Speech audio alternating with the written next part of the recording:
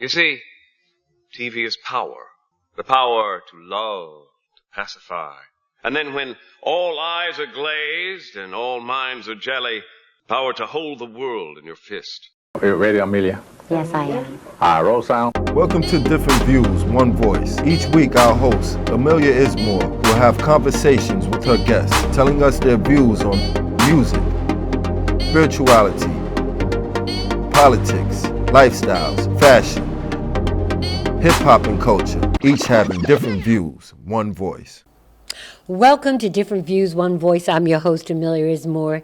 We are in Allentown, Pennsylvania. Now, you know right now the agenda is let's spend our dollars with our community. And I found this fabulous boutique on North 6th Street in Allentown, Pennsylvania that resonates with my heart and my ambition because it's all about ambitious boutique.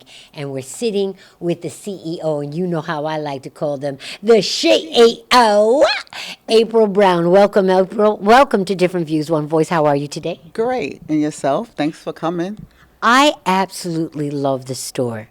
Now, you had mentioned to me that some of the messaging that you want to make sure your consumers know about the store is that it's a welcoming, it's minimalist, it's not clutter, it's style, it's intergeneration, and that somebody young can rock it one way, but somebody older can rock it right. So what made you start this ambitious goal of having your own boutique?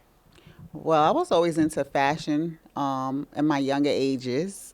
And I was a mother of 4, so I didn't really have the time or the opportunity to dig so deep into fashion back then.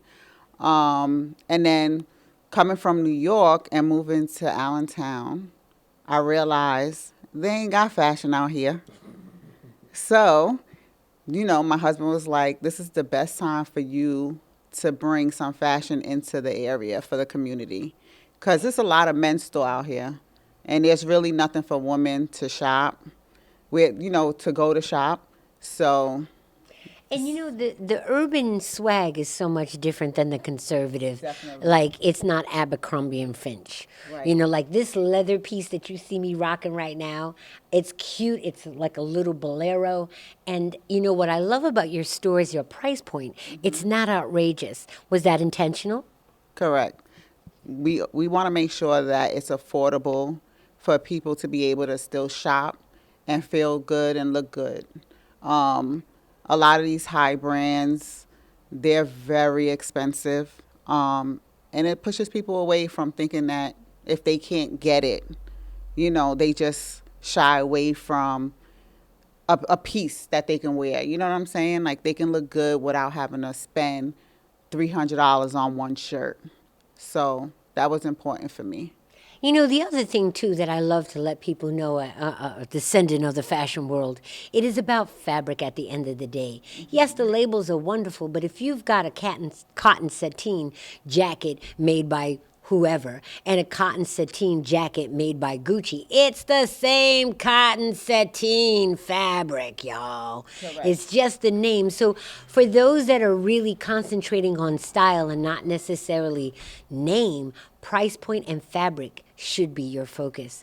Now, you had talked about giving the opportunity for having fashion, and you're traditionally somebody that's, if you can make a difference, you're going to be the difference that makes a difference. Mm-hmm. Why was that so important to you? And do you feel like you're fulfilling that whole? I feel like I'm fulfilling it, but I still have some work to do. This is a tough, it's not easy. Entrepreneurship is not easy. So a lot of people may look and be like, oh, she just picked up and got a shop. That's awesome. I could do it too. It's a lot of work behind this. And you have to continuously push yourself and have faith that things will move the way you want them to move eventually. Yeah. Yeah, we believe in that. Yeah. You know, it's about manifesting your future through the mindset that you achieve for yourself. Yeah. And so this is exactly what she's doing. You know, you mentioned about this different seasons and the different stock. You said that you're getting ready to bring in spring. How important is it for your store or for an entrepreneur to stay ahead of the trends so that you know you can deliver it? It's very important, and also for the quality. I would say I am not big on buying from vendors that I'm not allowed to feel the clothes and see the quality in them. So I try to do twice a year to go fly out and hit the fashion districts and go to Magic, Las Vegas, where you can meet a lot of your vendors and shop what you like to see in your boutiques. You really have to put that work in because, as you can see, I have a lot of different pieces, but I also am trying to cater to the millennials, the older crowds. You know, it's hard, but you really have to put that work into to find your vendors. You know, April, one of the things that I love about your marketing is that you understand your consumer. And so you're always doing these innovative things. Talk about what you're getting ready to do with a sip and style. Yes. So March 15th, I'm going to have a sip and style for my 1 year anniversary. And I wanted to do that to, you know, get the ladies to come in also, not only to shop. I mean, I do want y'all to shop, but I like to network too. So networking is important to me. Definitely doing something for the community and meeting new people is always important for me. And just building relationships. Well, you know, we say it all the time on Different Views, One Voice. Your network is directly connected to your net worth.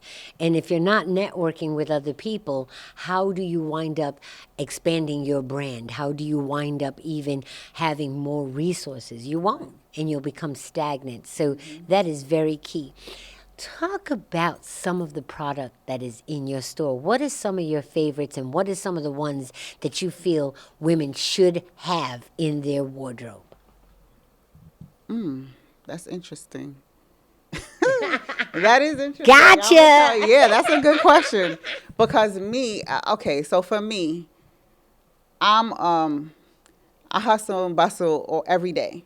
So I'm more to my comfort. I'm in my comfort stages. But then I might get up one day and I'm like, I want to look cute, you know? So I want to throw on some heels. But I feel like even like the outfit I have on today, I could go out in an hour later tonight with my husband and throw on some heels with this outfit and look sexy as, right? So you can switch it up. You know what I'm saying? It's all how you put your pieces together. So I think everything that I have in here, whether it's a jean, you can flip it with a shoe. If it's a one piece, you can flip it with a boot, a shoe. You can put sneakers on. I think everything I have, you can do a 2-3 different style outfit.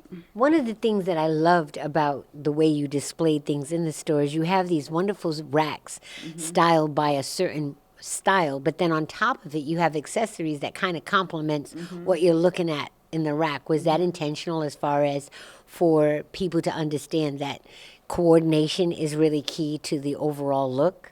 Yeah, I think coordinating is important because sometimes people don't have a vision. So when you put something together, or when you put a piece together, like Sade did this, she did this, but probably a lot of people wouldn't think to do this. You know what I'm saying? This blouse with this skirt and the hat. People won't think to do that, but I had a lady come and be like, I have that shirt, and I never thought to wear that blouse with a skirt like that. So things like that make a difference because you give people a visual of something that they don't think they can put together. Exactly. You know, when you talk about style, each season it changes. So how can you help your customers, or what is some of the things that you put in with your business model to help customers understand that was That was last season. This is this season, without offending them, because some people take their style very personal. Do you ever come across those type of challenges to direct someone into what might complement them better than what they came? Yeah. Sometimes you just have to know the person. Like I go off energy. I'm big on energy. If I notice a person is just like stuck in the ways, I leave it alone. But there are people who will be like, girl, you was right. This does look good on me. And it makes me feel good because it's like, no, you can do it. Trust me. You just have to put it on and try it. But yeah, you have some people that you have to know your audience. You have to know who you're talking with. You have to know the energy in the room. And if you notice that they're hesitant or certain things the conversations ain't going the way you want it to go, just leave it alone. Know when to People hold don't and like when not to change. fold. Yeah, people don't like change sometimes, and it's okay, but it is what it is. For those that have not come to Ambitious Boutique, what would you tell them why they should at least come through and take a peek? Well, you get to meet me, dope CEO, right? Dope personality, but you'll come in, get some great pieces. You can have a sip of wine, and just we can style you. We can put you in pieces. So when you come here, you can try on as many things. We could flip the outfits for you. So you get a lot of different things here. So basically, one-stop shopping, y'all. Yeah. If you have a special event and you're not certain what you need to wear, be ambitious and come to Ambitious Boutique because they'll be able to hook you up. Now, we talk about traffic and, also the need to have this steady customer. Right. How do you identify a steady customer, and what are some of the things that you feel you should do to help that customer continue to come back? So I have a few people who I already built relationships with where they came in and like you can tell by the energy they like most of the pieces. So when I let them know like, hey, leave your information because I'm getting some new product in, I'll send it to you first. And they like that because then it's like, oh, okay, I could get that piece before somebody else could get the piece. So that's how I've been working that in through my customers that I know are going to be repeated. Now, you have this wonderful saying at the very beginning about she is. Why was that important to you to have that? Because women need to, in the morning, you should start your day off in the morning, letting yourself know, like, you're beautiful. Those little things mean a lot. You could, let yourself know how your day is going to go.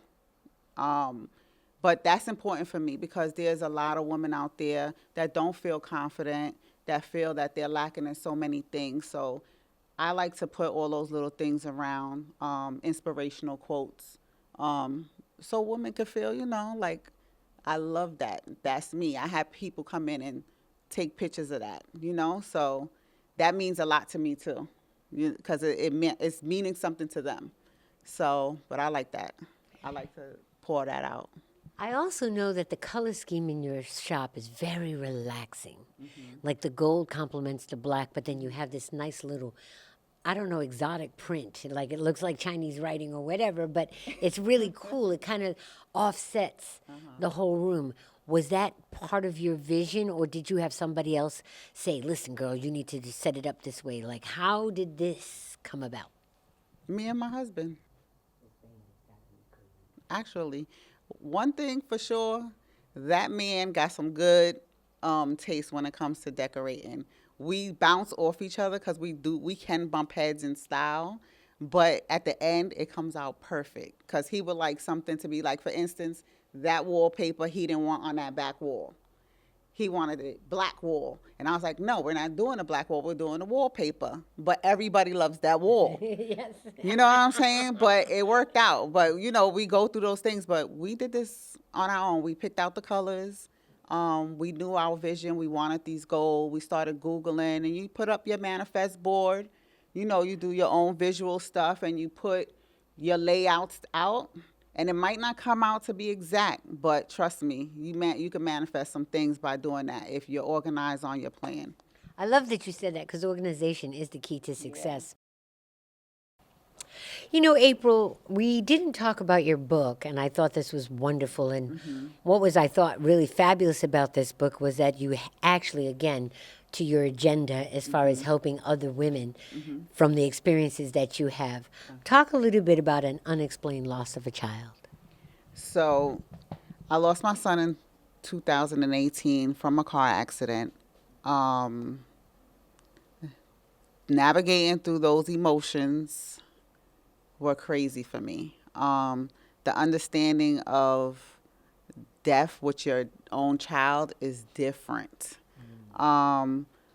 We learn growing up that losing a parent or your grandparents is natural, but when it's the kids, it's different. We're going to therapy and trying to figure out how to somewhat, I can't say feel normal. I'll never feel normal again, but I used writing to help me get through those stages of the pain and the grief. And then as I started writing in my journal for myself, I thought about the book, and I started thinking, you know what?